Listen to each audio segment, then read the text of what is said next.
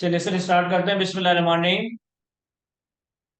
Sir income tax के area में हमने अपनी लास्ट क्लास में टैक्स ईयर का कॉन्सेप्ट कवर कर रहे थे। टैक्स ईयर के कॉन्सेप्ट में टैक्स ईयर के कॉन्सेप्ट में आपने अब तक हमें ये बात हमारे साथ ये बात डिस्कस की कि हमारे पास इनकम टैक्स ऑर्डिनेंस में स्पेसिफिकली तीन तरह के टैक्स ईयर्स लॉ मेकर ने स्पेसिफिकली प्रोवाइड किए हैं।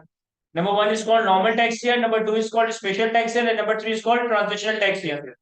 सर वो 12 महीनों का पीरियड जो 30 जून पे एंड हो उसे हम नॉर्मल टैक्स ईयर कहेंगे। वो 12 महीनों का पीरियड जो 30 जून के अलावा कभी एंड हो उसे हम स्पेशल टैक्स ईयर कहेंगे। और जब एक टैक्स पेयर अपना टैक्स ईयर चेंज करेगा फ्रॉम नॉर्मल टू स्पेशल और फ्रॉम स्पेशल टू नॉर्मल, तो बीच में एक इंटरवीनिंग ट्रांजिशन पीरियड आ जाएगा जिसे आपने ट्रांजिशनल टैक्स ईयर का नाम दिया था। अभी तीन तरह के टैक्स ईयर्स तो ऐसे हैं जो कि लॉ में स्पेसिफिकली प्रोवाइडेड है।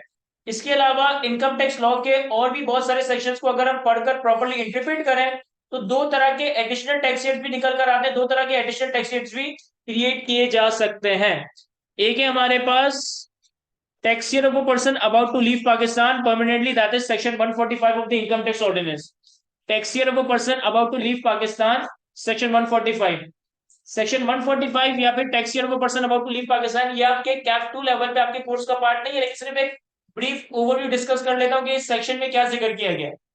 इस सेक्शन में ये जिक्र किया गया है कि पर्सन अगर एक पर्सन पाकिस्तान से परमानेंटली माइग्रेट हो रहा है, अगर एक पर्सन पाकिस्तान को परमानेंटली छोड़कर जा रहा है और इसका कोई इरादा नहीं है कि वो पाकिस्तान वापस आएगा, तो जिस टैक्स ईयर में वो पाकिस्तान छोड़कर जा रहा है उस टैक्स ईयर के पहले दिन से लेकर जो भी उसका प्रोबेबल डेट ऑफ डिपार्चर है, सर ये पीरियड एक डिस्टिंक्ट एक सेपरेट टैक्स ईयर कंसिडर किया जाता है और उसकी रिटर्न सेक्शन 145 के तहत फाइल की जाती है। फॉर एग्जाम्पल कि अगर कोई भी पर्सन है, आप कल को सीए क्वालिफाई कर जाते हो और आप फाइनली सोचते हो कि मुझे पाकिस्तान से माइग्रेट करना है, मुझे यूएस यूके कनाडा कहीं भी शिफ्ट होना है, तो जिस साल आप ये डिसीजन ले रहे हो, जिस साल आप पाकिस्तान से माइग्रेट करके जा रहे हो परमानेंटली, उस साल का आपको सेक्शन 145 के तहत एक डिस्टिंग एक सेपरेट रिटर्न फाइल करना पड़ता है।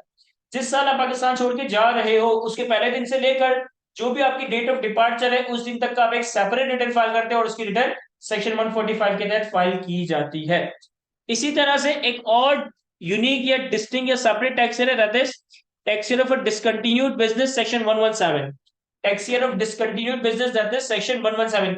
ये हम डिस्कस कर लेते हैं, ये आपके F2 के कोर्स का पार्ट है। अगेन कोई बहुत रॉकेट साइंस या यूनिक चीजें नहीं, आसान आसान सी बात है, रीड करूंगा आप समझ जाएंगे।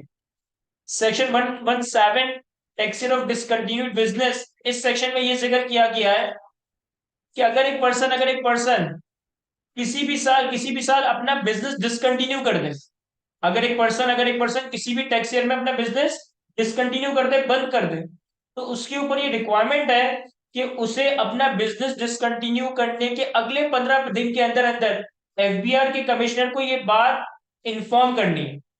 फॉर एग्जाम्पल कि मैं आईक्यू स्कूल ऑफ फाइनेंस में और sir Ibrahim IQ school of finance एक ये बिजनेस रन कर रहे हैं, इसी टैक्स ईयर में मैं और सर इब्राहिम इरादा करते हैं कि हम ये बिजनेस बंद कर देते हैं।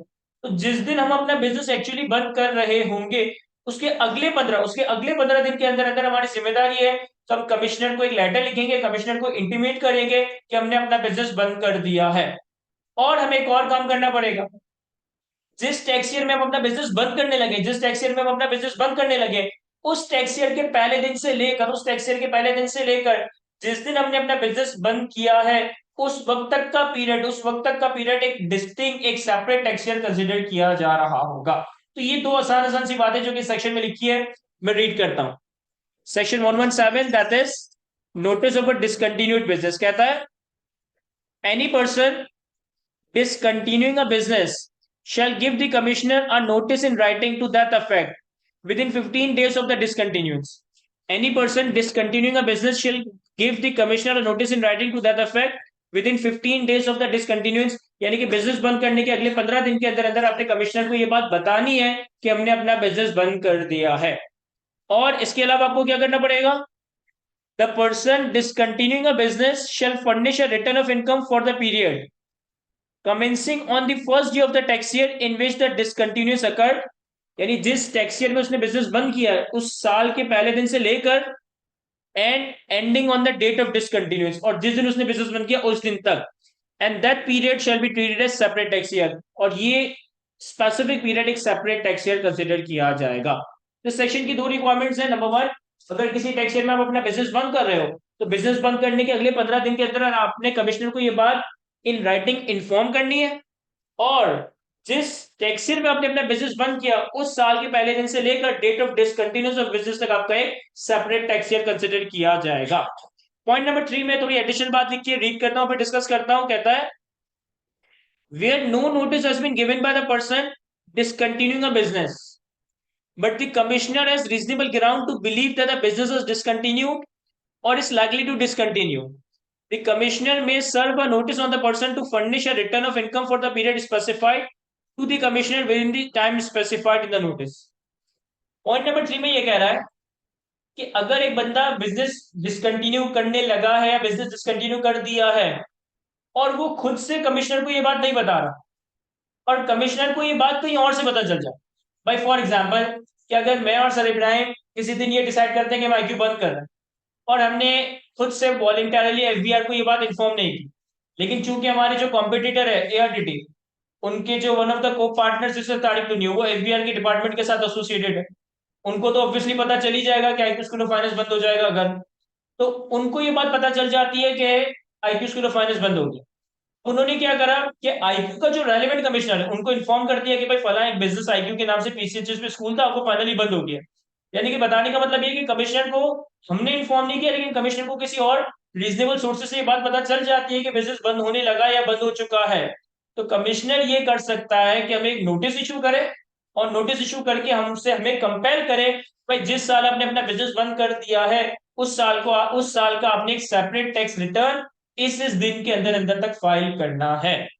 Where no notice has been given by the person discontinue the business, एक पर्सन ने बिजनेस बंद किया लेकिन कमिश्नर को नहीं बताया। The commissioner has reasonable ground to believe that the business is discontinued is likely to discontinue, और commissioner को ये बात कहीं और से पता चल जाए। The commissioner may serve a notice to the person to furnish a return of income for the period specified to the commissioner within the time period specified in the notice। तो कमिश्नर हमें notice issue करके compel कर सकता है, bound कर सकता है कि भाई जिस साल आपने बिजनेस बंद किया है उस साल का रिटर्न आपने फला दिन से पहले पहले सबमिट करना पड़ेगा। क्या ये आसान सी बात समझ आती है हमें?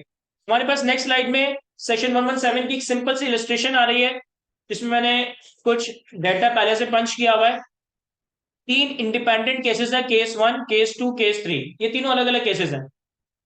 तीनों केसेस में date of discontinuance of business है। पहले केस में 30 अप्रैल 2020, दूसरे केस में 31 जुलाई 2020, तीसरे केस में 31 अक्टूबर 2020।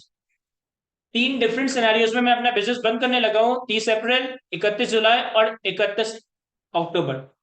पहली रिक्वायरमेंट क्या है सेक्शन 117 की? सर पहली रिक्वायरमेंट ये है कि आपने बिजनेस बंद करने के अगले 15 दिन के अंदर अंदर कमिश्नर को ये बात इन्फॉर्म करनी है। तो अगर मैं 30 अप्रैल को बिजनेस बंद कर रहा हूं तो अगले 15 दिन के अंदर अंदर मुझे कमिश्नर को बताना है, यानी कि मुझे बिफोर 15 मई 2020 कमिश्नर को ये बात इन्फॉर्म करना पड़ेगा। अगर मैं 31 जुलाई को बिजनेस बंद कर रहा हूं तो 15 जुलाई 2020 को कमिश्नर को इन्फॉर्म करना पड़ेगा।